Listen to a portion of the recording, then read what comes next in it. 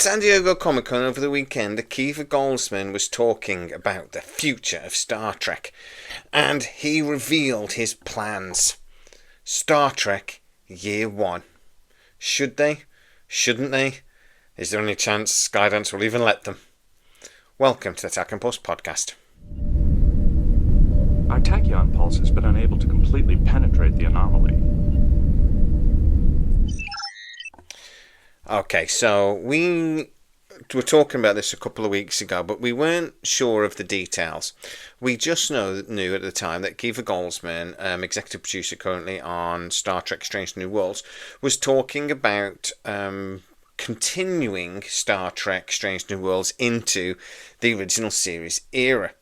Now, at the time, we were worried that they might actually try to remake some of those episodes, and Akiva Goldsman has even sort of hinted that they would.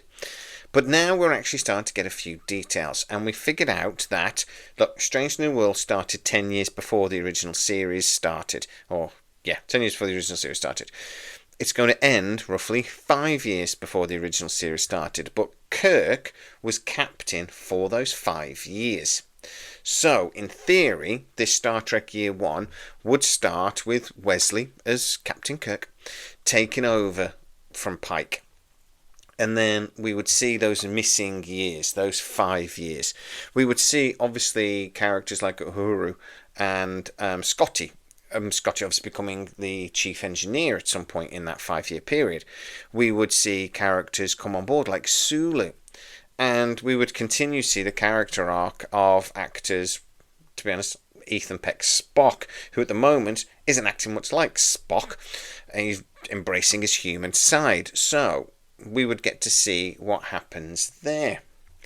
It would seem, though, that Akiva Goldsman is already kind of begging for this, as he was talking about it at this San Diego Comic-Con, and he was sort of saying, look, if you guys want this TV show, you need to be getting onto Skydance. You need to be reminding them, look, we've got all the sets, we've done all the, the spending on CGI, etc. We could just carry on. He had also revealed that they would be definitely doing a pitch to Skydance. Now, just to reiterate what I've already told you before, if you are new to the channel, I happen to know that they're already planning conversations between Skydance and Secret Hideout in the next few weeks. I've been told early August that they've already scheduled those initial conversations. Secret Hideout's contract does come to an end in roughly August or late summer 2026, and I am hearing that Skydance are at least considering not renewing that contract.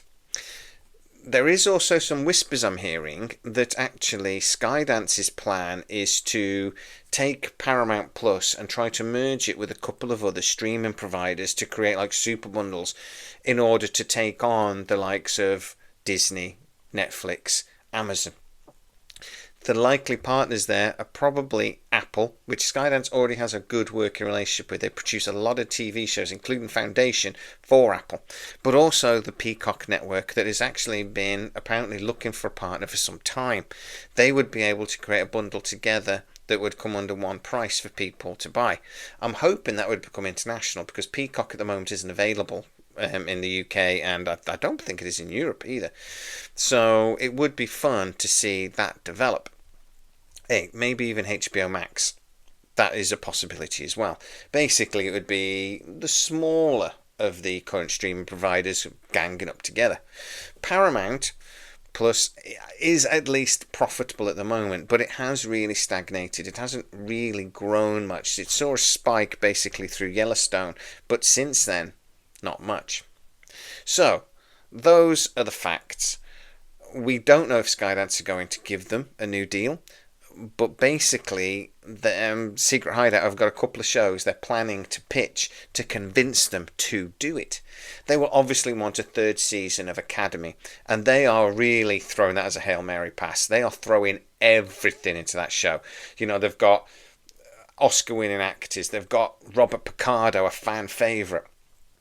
The list just goes on and on. They have thrown money at this TV show, building the largest set that Star Trek has ever had. They're really, really throwing everything into this. Season 4 of Star Trek Strange New Worlds has already wrapped. They're going to be going straight into season 2 of Academy, and then they're going to be recording and doing all the pre-stuff for season 5, just the 6 episodes of Strange New Worlds, by, I'm told, Christmas. So you do have to scratch your head, as I did metaphorically speaking there, and wonder what is the future of Star Trek, and will these shows, that I'm going to talk about a bit more in a second, be enough for Secret Hideout to keep the contract? So what are the shows they're pitching other than more of Academy, if it happens to be popular enough? Well, we've all heard about this sitcom plan, which I still can't believe is happening.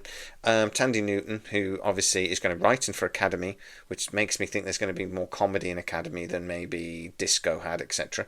Remembering Academy carries on from Discovery. And she also played, obviously, the main character in Thingy, whose name I've forgotten, in Lower Decks. I can't get Boylan's head out my name now. Get into the comments and tell me what Tandy Newton played. It'll come to me by the end of the video. As soon as I stop thinking about it, it'll come to me.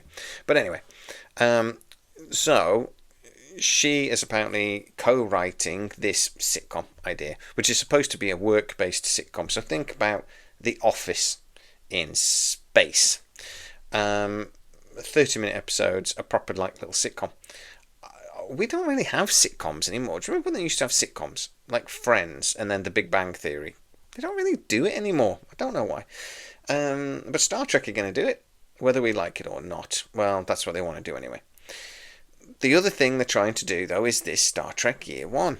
And I'm worried that Skydance might go for this. Obviously, you've got Wesley as Captain Kirk. You've got all these other characters, and some of them quite popular.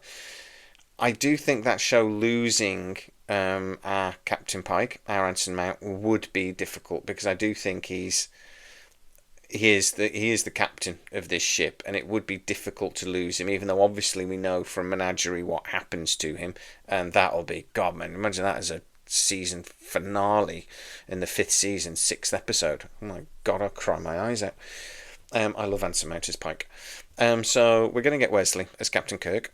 I don't particularly like him as Captain Kirk. I don't hate him, but I don't love him. And obviously we're getting the rest of the cast. We'll get to meet Sulu. I don't think we'll meet Chekhov, because I don't think Chekhov was in the original series initially. It's been a long time since I've watched it. I think he came in after a few episodes, or even season 2. I'll have to remind me. Get in the comments again. I'm not doing very well. Brain. So we'll have those future characters, Bones, etc. needs to come into it. We've got those mission years. I think the Hail Mary pass here again is that fans will want to see those missing years. They want to see what happened in the run-up to Star Trek the original series starting. I'm not one of them. I think we've got the original series. I think Strange New Worlds has already changed an awful lot of canon. I think they will end up stepping on the toes of the original series the closer they get to it, and it's something actually Akiva Goldsman even talks about. It's something they were worried about. So if you're worried about it, why are you doing it again, or trying to? And I know these characters are beloved, but we've had the movies of a different universe. We've now had Strange New Worlds. Surely it's time to give it a rest. If you're going to give us a series, give us Legacy, a series that we actually want. Look, they're not going to have more than 3 series of something going on at once. They're not going to give us this bloody sitcom. Still a stupid idea. Year 1 and Academy and Legacy. They're just not. I still think Star Trek Legacy is difficult without Metalis, but I think if Skydance take over and basically bring Star Trek in-house and just get rid of Secret Hideout and hire him on as showrunner and actually give him relative control over Star Trek, which I think he would go nuts over, and he's already proven the best thing about Star Trek in the last 10 years is what he did. So even though he wrote season 2, don't forget, which wasn't good, of Picard, but obviously when he showrun, he gave us season 3, which, even though it had weaknesses, I freaking loved. So we could bring Metalis back, make him the new daddy of Star Trek. I am certain he will come back from Disney, and if he gets that opportunity. I just don't think these plans are right, to be honest. I think, and I happen to know that Paramount wanted and wants to do Legacy. That they wouldn't have let them do Picard Season 3 the way they did if they didn't want it. Secret Hideout wouldn't have let them do it if it wasn't the plan at the time. Obviously, the sale has scuppered that plan because they're not green-lighting anything new. But I know for a fact they tried. I know for a fact they went to Jerry Ryan and pitched her something after Metalis went, and she just sort of went, that's not Legacy, I don't want to do it. So we know they were trying to do something with that. We know actually they're trying to bring William Shatner back for something, but we don't know what yet. I just don't think these are the right shows for this. And if Skydance come in, and what I've been told is they want to do Legacy, and Secret Hideout don't have a plan for that, how does that work? I just don't know. So, yeah, that's what's going on at the moment. Year 1. Is that enough to save Star Trek for Secret Hideout? Get into the comments and tell me exactly what you think. Personally, I don't think it's the right show. And it's not a show I particularly want to see. But you guys tell me what you think. If you are new to the channel, don't forget to like, subscribe, hit the bell notification. It really helps us out and you'll never miss any of our new videos. Also, you can become a member of the channel and get to see a lot of these videos up to 24 hours before everybody else. Go check that out too. As always, please stay safe. And I'll see you next time. Our tachyon pulse has been unable to completely penetrate the anomaly.